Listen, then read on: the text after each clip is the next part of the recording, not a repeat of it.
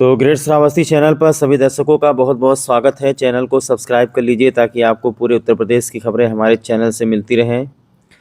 और आज की खबर जो मैं आपको बताने जा रहा हूं बहुत ही दुखद खबर है, जहां पर दो गरीब मजदूर लड़कियों की मौत हो गई है। ये दोनों गरीब मजदूर लड़कियां दिहाड़ी मजदूरी 200 रुपया पर करने के लिए दूसरे के खेत में धान बिठाने के लिए, धान की रोपाई करने के लिए गई हुई थी। खेत के बगल में बंधा है, बंधे के बगल में राप्ती नदी है। और जैसा कि आप लोग जानते हैं कि श्रावस्ती जनपद में बहुत ही भयंकर बाढ़ आया। लोगों को अंदाज़ा नहीं लगा कहाँ पर पानी ज़्यादा हो गया, कहाँ पर पानी कम हो गया। दो लड़कियां जिनकी उम्र करीब 17 और 18 साल, जिसमें से एक लड़की का नाम जैनब पुत्री स्वर्गीय मुहर्रम अली है और दूसरी लड़की का नाम शाहजहां पुत्री अकबर अली है।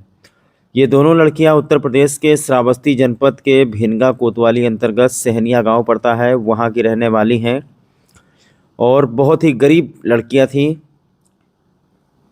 जिन्होंने अपनी ज़िंदगी में कभी 50,000 1 लाख रुपया अपनी आंखों से नहीं देखा था। उनकी ज़िंदगी सिर्फ मेहनत मजदूरी करने में बीती। 2 दिन 3 दिन लगातार श्रावस्ती जनपद में बाढ़ आई। ये लोग इंतज़ार कर रहे थे कि कब बाढ़ का पानी कम हो, कब धान की रोपाई शुरू हो और दिहाड़ी मजदूरी पर ये अपना मजदूरी करने के लिए जाएं। मात्र 200 रुपया के लिए गांव में ही एक व्यक्ति के खेत में धान की रोपाई करने के लिए जा रही थी।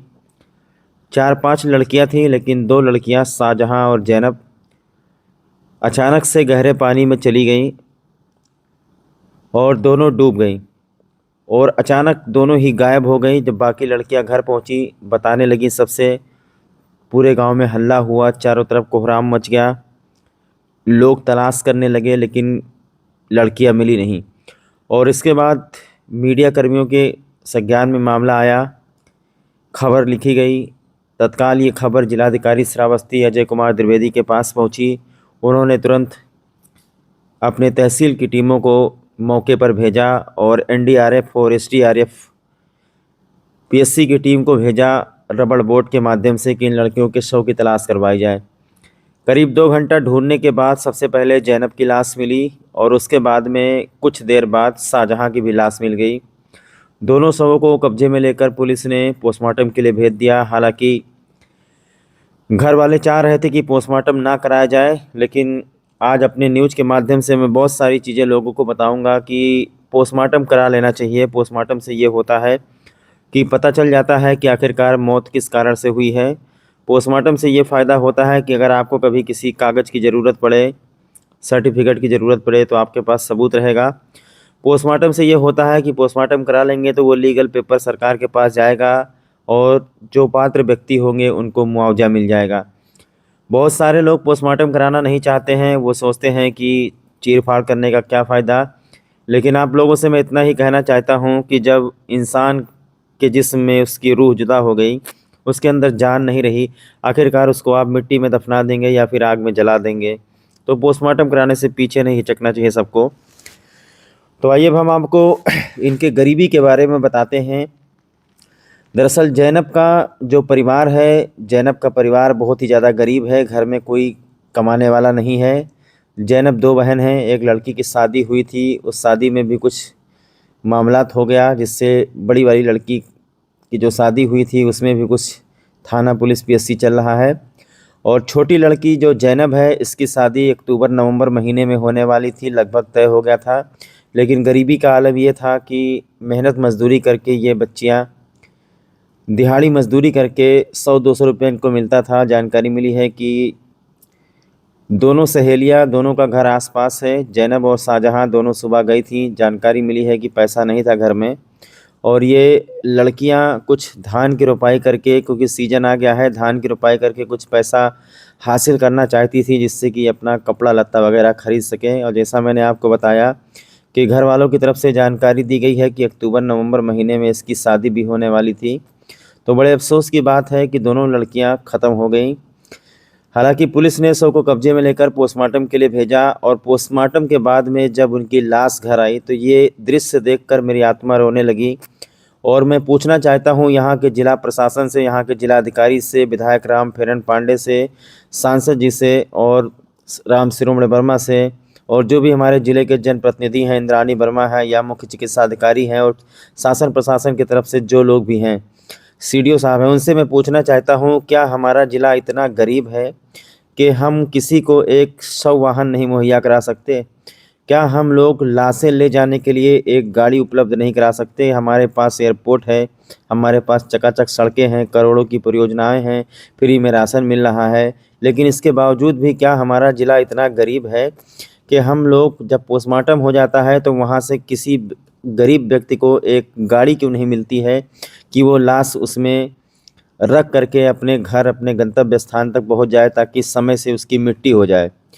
एक तो गरीब परिवार, ऊपर से एक बैटरी वाले रिक्शा पर लाश को लाद करके लाया गया। बहुत ही अफ़सोस की बात है, दोनों लाशें लटकती हुई बैटरी रिक्शा पर घर पहुंची और बैटरी रिक्शा वाले ने मात्र 10 किलोमीटर लाशें लाने के लिए उसने 1200 रुपये मांग लिए। किसी तरीके से चंदा लगा करके वो पैसा भी दिया गया, लेकिन ये एक प्रश्न चिन्ह है हमारे ज़िले के विकास पर। इस ज़िले का क्या विकास होगा जब हम गरीबों को एक शव वाहन नहीं मुहैया करा सकते? पोस्टमार्टम हाउस के बाहर अगर किसी का आप पोस्टमार्टम कराते हैं तो कम से कम आप इतनी सुविधा दीजिए उसको कि वो अपने घर, अपने परिवार के लाश को एक गाड़ी में रख करके अपने घर पहुंचा सके। अगर मान लो किसी के पास पैसा नहीं है, ये सोचना होगा श्रावस्ती के स्वास्थ्य विभाग को। ये मैं बहुत दिन से सुनता चला आ रहा हूँ। अगर शासन प्रशासन तक मेरी आवाज़ पहुँच रही है तो इस बारे में लोगों को ज़रूर सोचना चाहिए। क्या हम इतने गरीब ज़िले में रह रहे हैं कि हम लोग किसी गरीब व्यक्ति को एक शव वाहन नहीं उपलब्ध करा सकते? इसी जगह पर अगर किसी अमीर के घर का लड़का मर गया होता या किसी अमीर के घर का या कोई नेता, मंत्री या विधायक के साथ कोई ऐसा हो गया होता तो उसके लिए गाड़ियों की लाइन लग जाती। लेकिन क्या श्रावस्ती ज़िले में गरीबों के लिए एक शव वाहन नहीं है? पोस्टमार्टम हाउस के बाहर गरीब व्यक्ति वहाँ पर परेशान रहते हैं, उनसे मुँह मांगी कीमत मांगी जाती है लाश को घर ले जाने के लिए। किसी के पास पैसा है तो किसी के पास पैसा नहीं है। ये दृश्य मैंने अपनी आंखों से देखा है, मेरी आत्मा रोने लगी है। और मैं यहाँ के जिलाधिकारी, जो नवागंतुक जिलाधिकारी अजय कुमार द्विवेदी पहुँचे हैं, जिनके बारे में हमने बहुत कुछ सुना है, उनसे मैं ये विनती करना चाहता हूँ कि कम से कम इस ज़िले में पोस्टमार्टम हाउस के बगल में एक गाड़ी उपलब्ध रहे, जिससे कोई भी गरीब व्यक्ति जब उसका पोस्टमार्टम हो जाए तो वो उसमें शव को रख करके अपने घर ले जा सके, क्योंकि गाड़ी की बड़ी समस्या है। ऊपर से इस बाढ़ बॉर्डर में आपने देखा किस तरीके से बैटरी रिक्शा में लाद करके ये जो लाश लाई गई है, ये हमारे ज़िले को शर्मसार कर देने वाली घटना है। और आइए हम आपको बताते हैं ज़ैनब के परिवार के बारे में। उससे पहले हम यहाँ पर बात कर लेते हैं कुछ गांव के लोगों से, कुछ इनके माता पिता से। वैसे तो यहाँ घर में कोहराम मचा हुआ है। दोनों बच्चियों की मिट्टी शाम को 7 बजे के करीब होने जा रही है। भैया आपका? हमारा ओम प्रकाश पांडे। ओम प्रकाश जी, आपके गांव में, ये कौन सा गांव है? ये सेहनिया गांव। सेहनिया गांव में 2 मौत हो गई है। 2 लड़कियों की डूबकर मौत हुई है। क्या मामला है, कैसा है इनका परिवार, जरा कुछ जानकारी दीजिए। इनकी स्थिति बहुत नाजुक है, दयनीय है। बेचारे मजदूरी करके अपना किसी तरह जीवन यापन करते थे। अब इनकी एक लड़की है जिसकी शादी हो गई, उसका मुकदमा चल रहा है। ये लड़की की शादी करनी थी, बेचारे चच्ची पर। किसकी? ज़ैनब की? ज़ैनब की। अच्छा। और किसी तरह जीवन यापन हो रहा था मजदूरी करके। 200 रुपये पे बेचारे एक राजकुमार आ रहा है, उनके खेत में धान रुपाई करने गई थी। उसी में जो है कहीं पैर फिसल गया बच्चों का, वो नदी में बह गई। इस आपदा ने 2 मौतें ली, बड़ी हृदय विदारक हैं, रूह कँपाने वाली घटना। जिला प्रशासन से कोई आया था यहाँ? जिला प्रशासन से कोई नहीं, एनडीआरएफ की टीमें आई थी केवल। अच्छा, तहसीलदार कौन नहीं आते? कोई नहीं। तहसील प्रशासन का तो रवैये बड़ा, नदी के इस पार का बड़ा वो रहता है, वो कभी आते ही नहीं है। अच्छा, चूँकि परिवार बहुत गरीब है, मेहनत मजदूरी करती थी लड़कियाँ, क्या शासन प्रशासन से, जिलाधिकारी से आप क्या मांग करते हैं? ये मांग करते हैं कि इनको जो राष्ट्रीय आपदा शासन द्वारा निर्धारित है धनराशि, उनको अविलंब दिलाया जाए, जिससे इनका आंसू पोंछा जा सके। और इनको कष्ट सहने की परवरदिगार से ये है कि इनको जो है शक्ति दे, जिससे ये अपना इतना बड़ा दुख बर्दाश्त। अच्छा, एक लड़की जिसके बारे में बताया जा रहा है कि उसके पिता ही नहीं हैं। हाँ, उनके घर की स्थिति मुहर्रम अली नाम है। उनके पति का 2 वर्ष पहले मृत्यु हो गई बेचारे। वो दुखी, एक तो वो आपदा और फिर ये दूसरी लड़की, वो तो पागल हो जाएंगी चच्ची जिस तरह रो रही हैं। श्रावस्ती में देखा जा रहा है कि इस वक्त चारों तरफ पानी ही पानी भरा हुआ है और बहुत सारे जगह देखा जाए लापरवाही भी हो रही है। बच्चे जो है नहाने चले जाते हैं। क्या संदेश देते हैं मेरे चैनल के माध्यम से? उनसे, गार्जियनों से और समाज के लोगों से जो है यहाँ पे, उनसे अपील है कि बिटिया का करे गई रहा, कैसे का होगा बताओ? बिटिया हमार बेटा आवे करे, मजूरी करे। का मजूरी करे? का धान बैठा? धान बैठावे गए रे। कई पैसा पावत रही? 200 रुपया।